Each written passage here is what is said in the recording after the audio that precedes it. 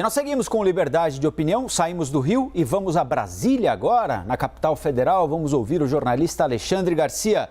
Alexandre, bom dia, boa semana, hein? Bom dia, Colombo. Seja muito bem-vindo. Obrigado, que bom que você está de volta. Muito obrigado mesmo. Senti falta de vocês aqui, desse bate-papo de todos os dias com você, com o Sidney também. Então vamos começar a semana, Alexandre, falando sobre as críticas que têm sido feitas ao ministro de Relações Exteriores, Ernesto Araújo, né? Já vinham sido feitas na semana passada pelos presidentes da Câmara, do Senado e ganharam um novo impulso ontem, domingo, a partir da publicação em redes sociais pelo ministro Ernesto Araújo de mensagens que sugerem que ele está sofrendo pressão para ser demitido, não por questões diplomáticas relacionadas a vacinas, mas sim sobre a disputa pelo leilão do 5G aqui no Brasil. Nós temos a mensagem do ministro Ernesto Araújo, que escreveu o seguinte: no dia 4 de março, recebi a senadora Cátia Abreu para almoçar no Ministério das Relações Exteriores. Conversa cortês. Pouco ou nada falou de vacinas.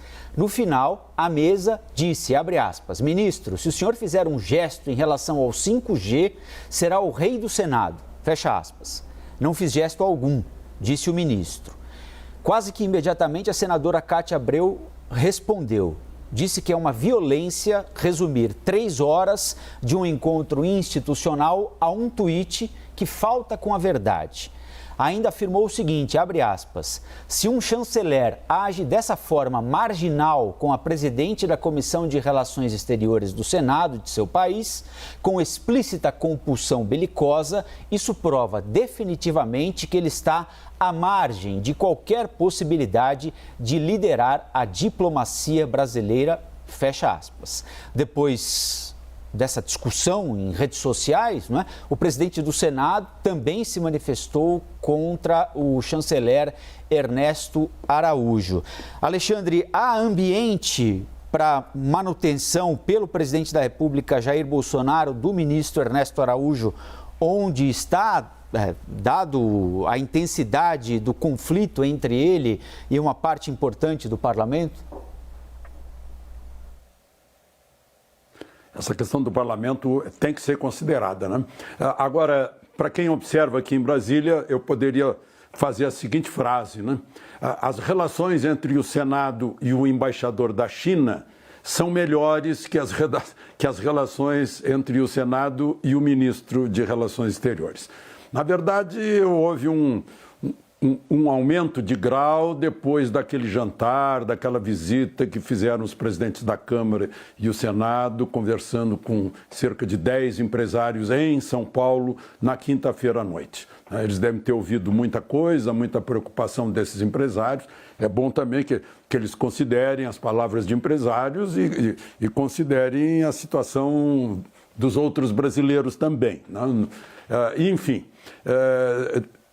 enquanto isso, houve a reunião, a chamada, o convite ao ministro de Relações Exteriores foi ao Senado, e lá no Senado ele fez críticas ao embaixador da China, de alguma forma.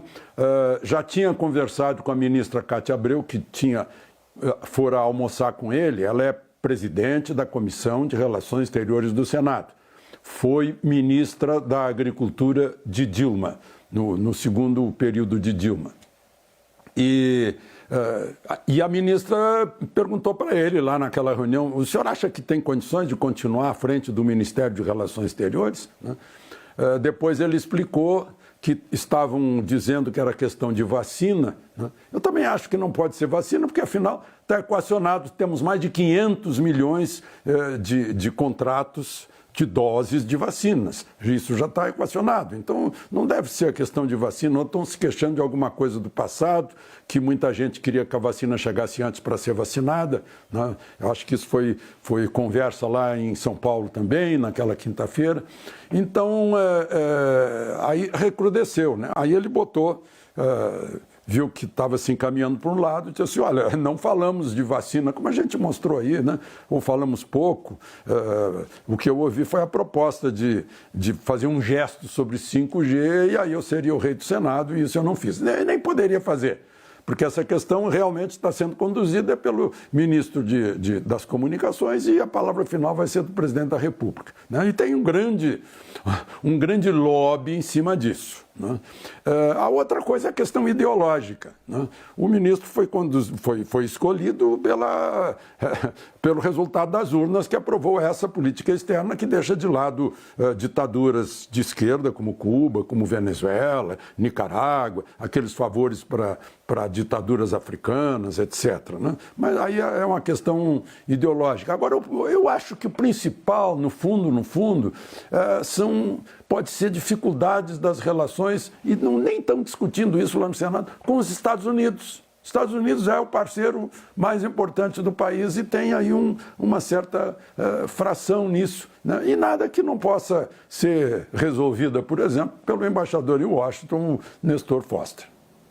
Pois é, e por falar nisso, Alexandre, você me dá o gancho para o nosso próximo assunto, porque agora pela manhã o ministro da Saúde, Marcelo Queiroga, vai se reunir com o embaixador americano aqui no Brasil para tratar do excedente de vacinas lá nos Estados Unidos e a possibilidade de que este excedente seja doado, pelo menos uma parte, aqui para o Brasil. O ministro disse que participaria desse encontro logo agora, depois da entrevista que ele nos deu, uma entrevista exclusiva produzida pelo nosso analista Igor Gadelha. Uma entrevista exclusiva à CNN, ele falou sobre diversos assuntos, está chegando agora ao cargo, 5 dias desde a posse, e falou sobre, por exemplo, a adoção de um lockdown nacional. Disse que essa medida, se for tomada, tem de ser localizada. Vamos ouvir o que disse o ministro. Medidas mais extremas, elas devem ser tomadas de forma localizadas, né? É um tipo de atitude que precisa ser repensado, até porque o Brasil tem peculiaridades próprias, as residências, sobretudo das pessoas de classe média baixa, elas são menores, com muitas pessoas dentro.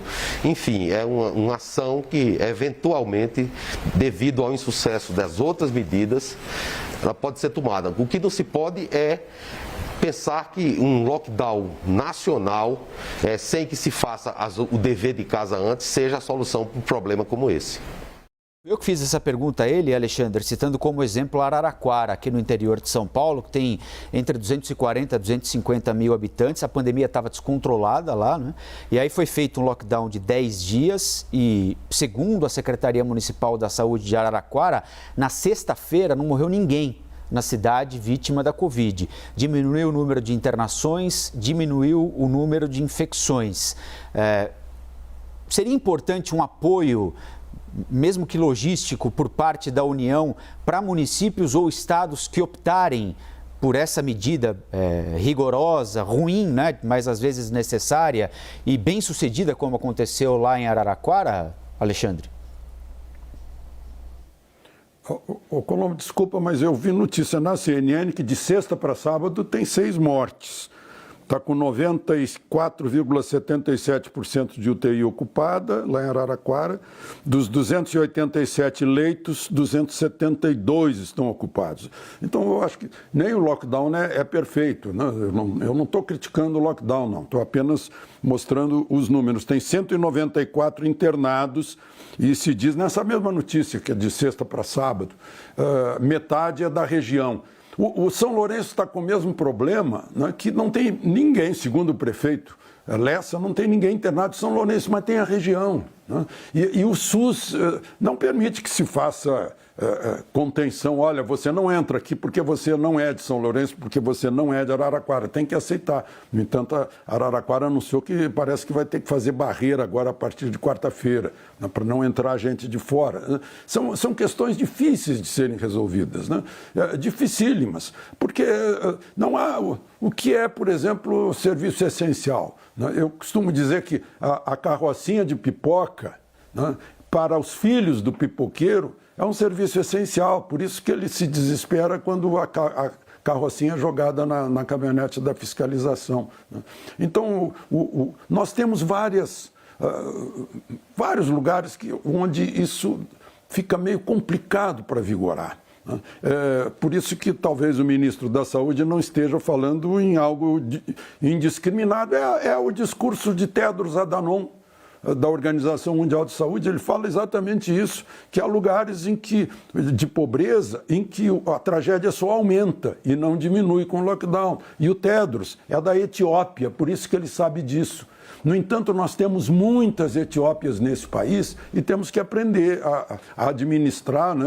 De um lado, quem pode ficar em casa e chamar a comida é entregue na porta, e de outro lado, de alguém que não pode ficar em casa porque não tem comida. É uma questão difícil. É verdade. Foi na sexta que Araraquara não registrou nenhuma morte, aí no sábado essas 6 mortes a que você se referiu, Alexandre. Queria tocar num outro assunto aqui, lembrado pelo ministro Queiroga, na entrevista de agora há pouquinho. Ele disse que pretende dar sequência às ações do ministro Pazuello. Eu até fiz essa ressalva agora há pouquinho com o Sidney, não é, Alexandre? Ele está trabalhando para o mesmo governo para o qual trabalhava o general Pazuello, né? Então é evidente que ele não vai chegar dizendo que estava tudo errado, que ele tem de mudar tudo, né? Não faria o menor sentido, não é?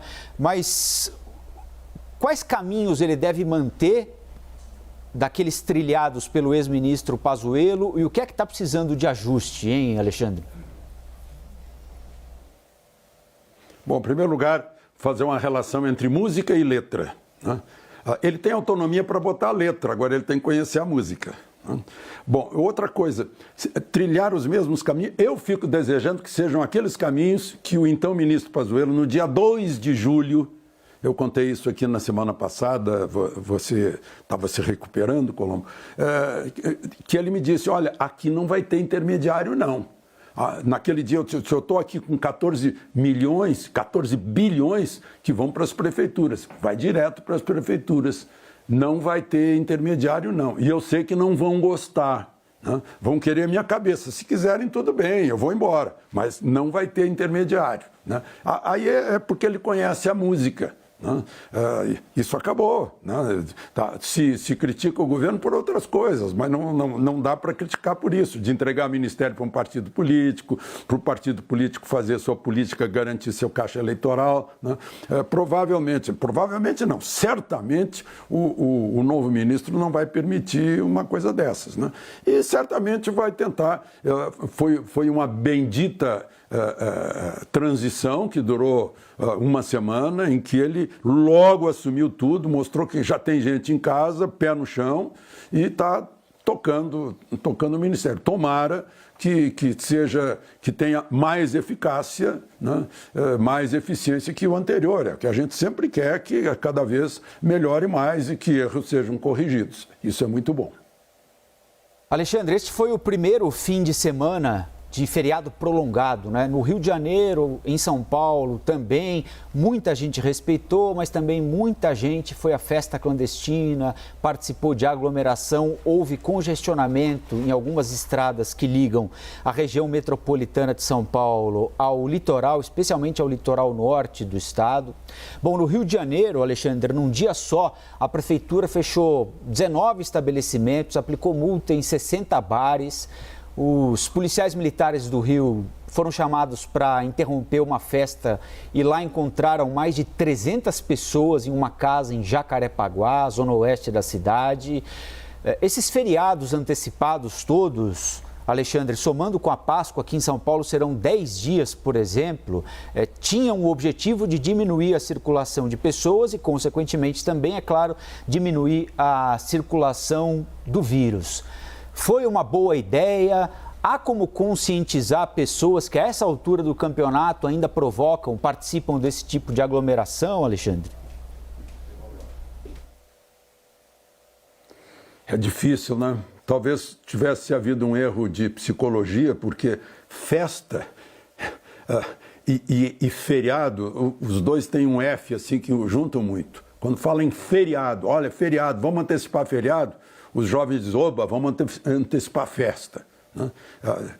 É uma coisa, parece que está lá no âmago. E aí tem gente que vê a oportunidade de vender alguma coisa, né? E não é só no Rio de Janeiro, é em toda parte, todas as grandes cidades, inclusive aqui. Eu moro no meio do mato E no sábado me deu um frio na espinha, que eu estava ouvindo de longe aquele som do subwoofer, aquele grave, muito grave, que chega longe. Estão preparando uma rave para hoje à noite e que passarinho não vai dormir por aqui. Né?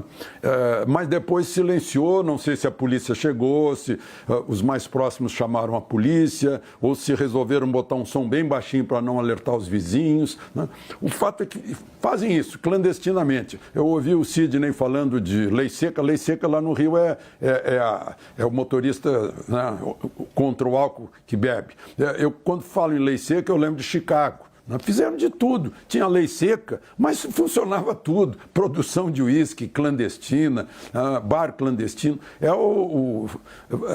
Feita a lei, feita a forma de burlar a lei. É terrível porque o ônus disso, o pedágio que se paga em sofrimento, em vítimas, em espalhando o vírus, né? Essa é a maneira de espalhar vírus. Né?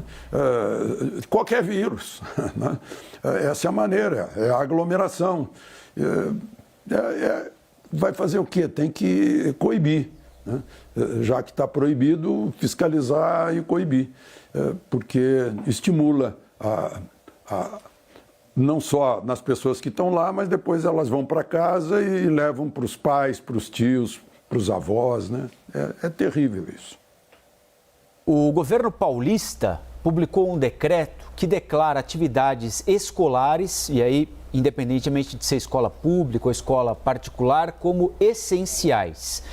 O texto do governo paulista é um esforço para manter aulas presenciais em qualquer fase do plano de contingência do coronavírus, o chamado Plano São Paulo. E tem a intenção de pressionar os prefeitos dos municípios paulistas para que eles não fechem escolas. A CNN apurou que o governo, no entanto, não vai insistir pela reabertura das escolas agora, nessa chamada fase emergencial do Plano São Paulo, que é a mais grave de todas as fases possíveis, que ficará em vigor até o dia 11 de abril, pelo menos. Alexandre, essa discussão também é de muito tempo, né? Desde quando começou a pandemia, lá em março do ano passado, fecha escola, não fecha escola, é perigoso, não é perigoso. O que é que você acha que a gente já conseguiu absorver de ensinamento, de conhecimento desde março do ano passado sobre escolas, porque isso pode provocar um dano para as nossas crianças, para os nossos jovens, irreversível, não é, Alexandre? Desde março do ano passado, você acaba de dizer, Colombo, eu fico pensando, é memória só, né? Impressão minha. Eu tenho a impressão que em abril e maio do ano passado, nós éramos mais cautelosos que hoje. Parece que em abril e maio do ano passado a gente ainda tinha medo de algo desconhecido. Parece que o desconhecido agora, e ainda continua desconhecido, virou familiar para nós. Que a gente já pode conviver com ele, assim, é coisa de espírito nosso, de cultura nossa. Essa é a impressão que eu tenho. Mas o mundo todo ainda está procurando soluções. Veja, soluções diferentes. Ali no nosso vizinho Uruguai, né, no nosso vizinho do Sul, o Uruguai só fechou as escolas no ano passado e não fechou mais nada. Já a Suécia deixou tudo aberto. Né? Então, qual é o critério? Por isso que eu acho que é diferente numa cidade de 5 mil habitantes que não tenha Covid, tenha um caso, alguma coisa assim, né? Está cheio aí no Brasil, e é diferente de uma capital, uma metrópole, uma cidade maior, uma cidade média. Né? E aí outra questão é ver caso a caso, bairro a bairro, talvez. Né?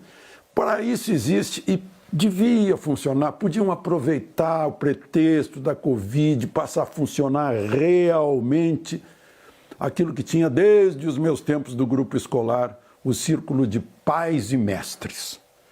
A reunião de pais, né, com os professores e tomar as decisões. Né?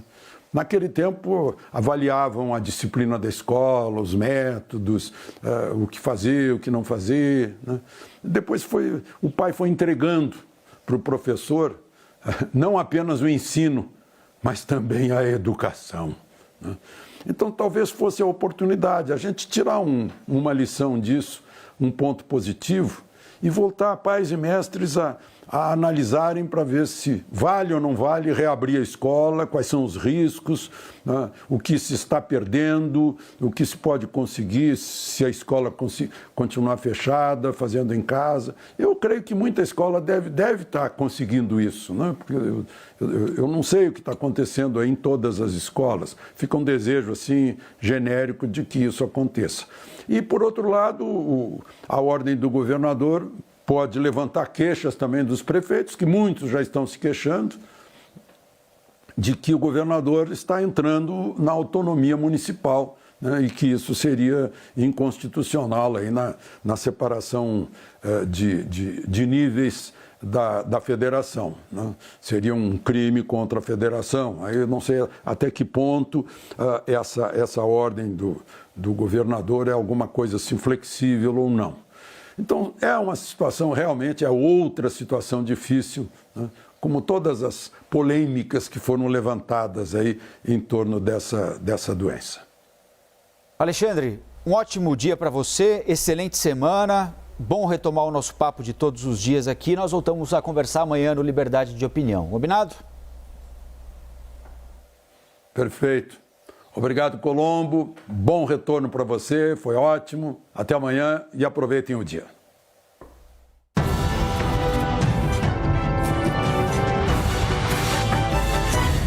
As opiniões emitidas pelos comentaristas do quadro não refletem necessariamente a posição da CNN.